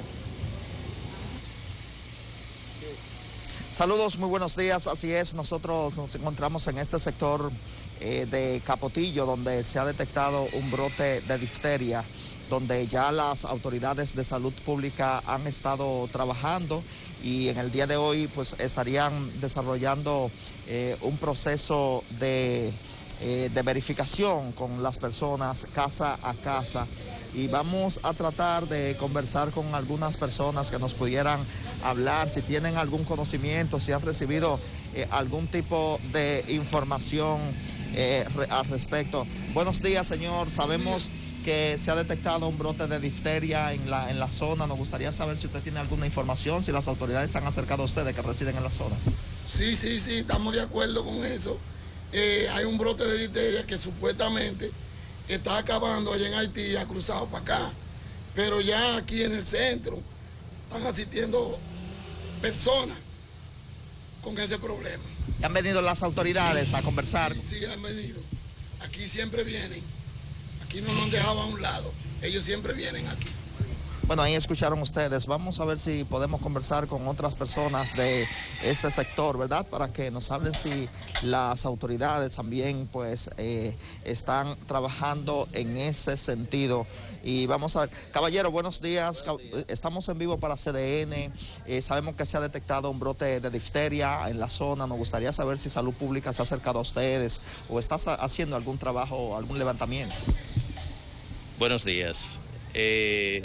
Yo no tengo conocimiento ahora, es que puedo escuchar, no tengo conocimiento del brote, no. Sí escuché ayer que murió una persona en el Capotillo, pero aquí en el entorno, en la área, no he escuchado ningún caso.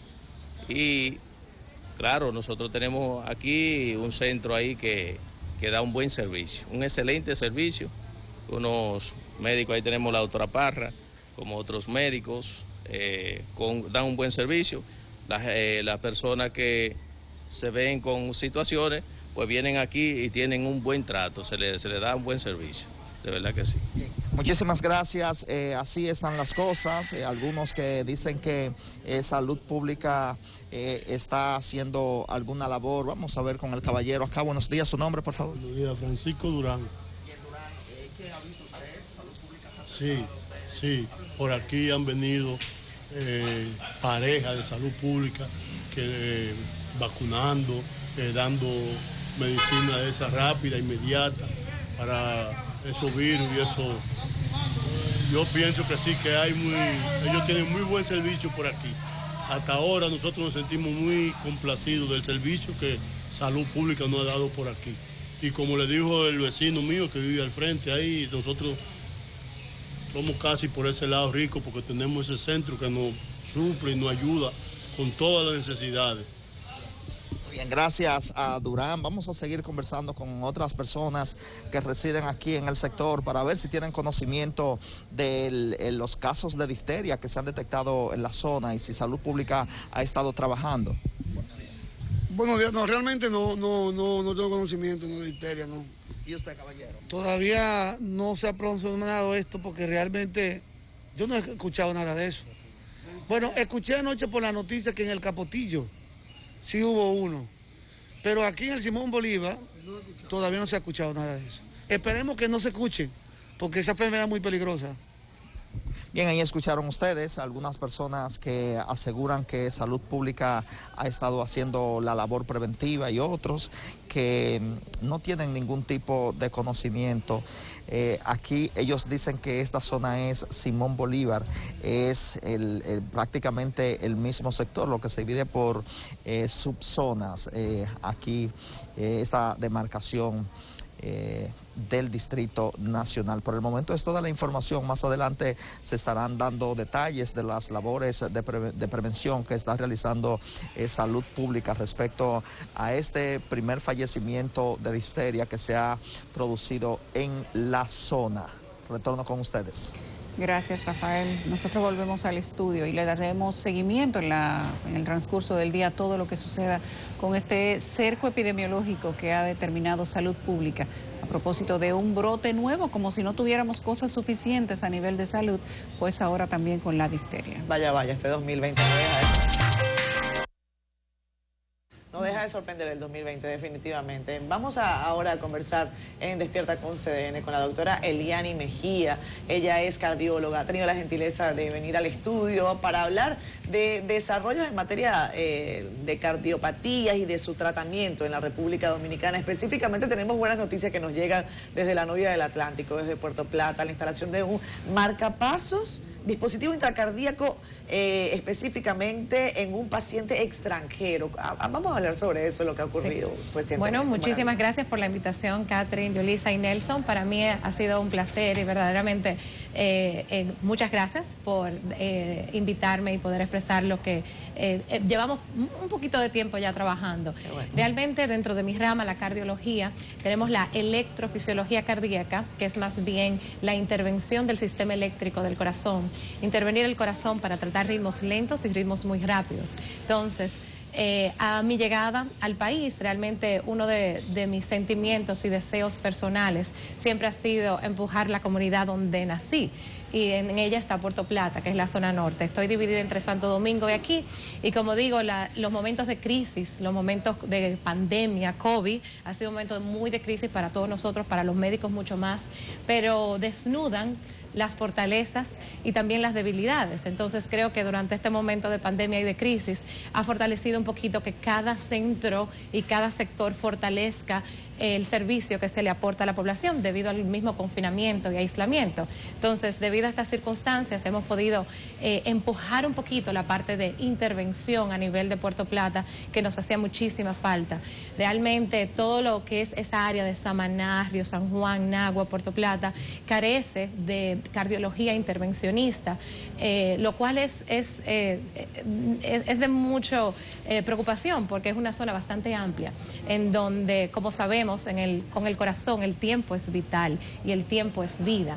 Desplazar a pacientes humildes, pacientes pobres a largas distancias, realmente es disminuir los chances de vida. O sea que tratar de empujar ese sector sería un plus para la población. Sí, excúsame, Eliane. Catherine hablaba de un paciente extranjero que parece que fue el primero en ese dispositivo intracardíaco. Tú me estás hablando de que ustedes trabajan dentro del corazón, aún en movimiento. Correcto. E implantan cables dentro de las cavidades. Correcto. Eso es muy novedoso. Bueno, la zona norte que no disponía de eso, pero yo sé que al televidente le resulta un poquito intrigante. ¿Y cómo ustedes hacen esas intervenciones?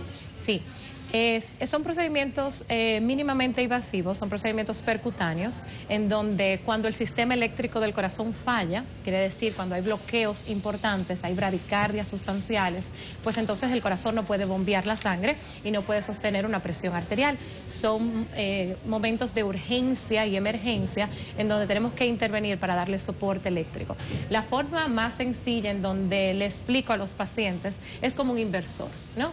Es como se te va la luz, el sistema eléctrico normalmente no funciona o se bloquea, necesitas esa estimulación eléctrica para poder tener un latido, para poder tener una frecuencia cardíaca. Entonces son procedimientos que se hacen mínimamente invasivos a través de la vena, aquí debajo de la clavícula, tenemos una vena bastante importante que se conecta al corazón y ahí se implantan los cables. Son cables eléctricos literalmente que funcionan como antenas, que tienen la capacidad de escuchar el latido del corazón, o si hay y si no hay, o sea, llama sensado, y luego mandar impulsos eléctricos codificados a través de una central, vamos a llamarle la computadora o el cerebro, en donde impulsa esas señales para mantener una frecuencia y un ritmo cardíaco. Son procedimientos que tienen muchos años, o sea, hace muchos años se han hecho en nuestro país, también con bastante éxito. Sin embargo, es lo que digo, la misma pandemia, el mismo COVID creó la necesidad de fortalecer los sistemas de salud en sectores donde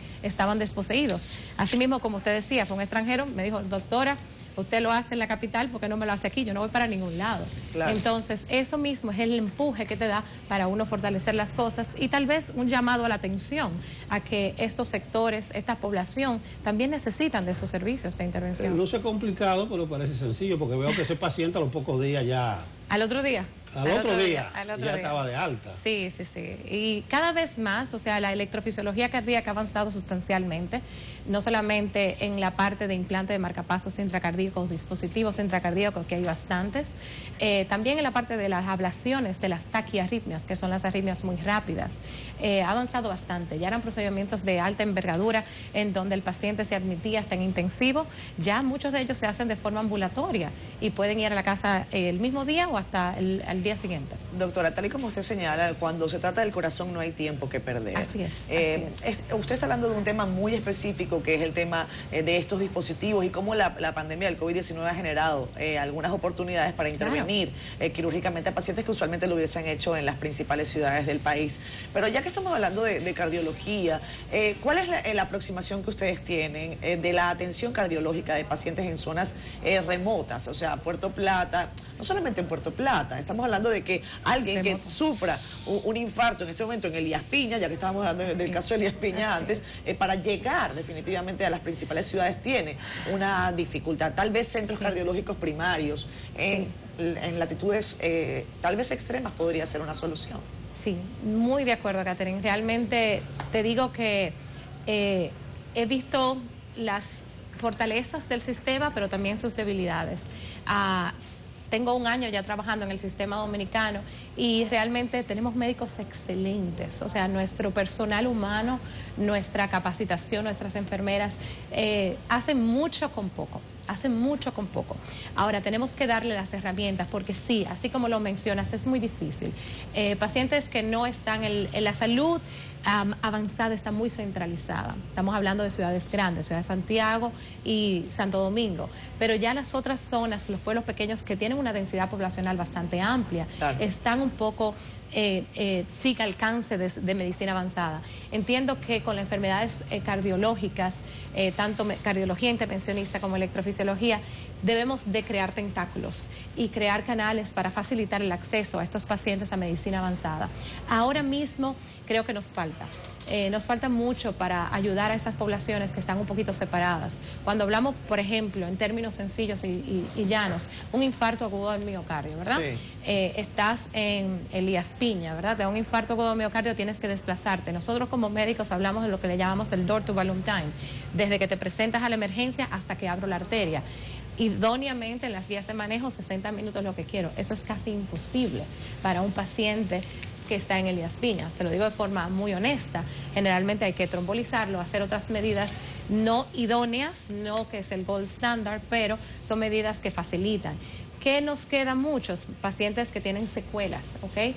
Por no acceder tan rápido a sistemas de salud más avanzados. Entonces son pacientes que aún en edad joven pueden presentar secuelas como falla cardíaca y que luego terminan presentando arritmias y necesitando dispositivos intracardíacos para ayudarlo y prevenir muerte súbita.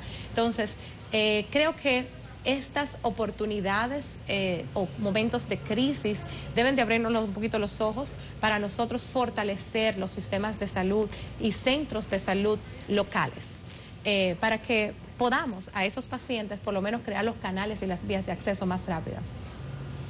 Doctora, cuando nosotros hablamos de traer los centros médicos especialistas en temas de cardiología hacia la zona quizás más deprimidas, ¿de qué tantas posibilidades estamos hablando?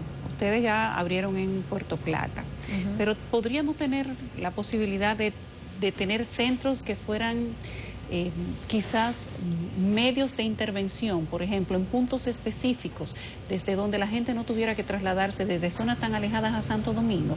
¿Han pensado tener en sitios estratégicos algún tipo de centros para que la gente pueda no necesariamente ir a Puerto Plata o Santo Domingo, sino que tener puntos intermedios?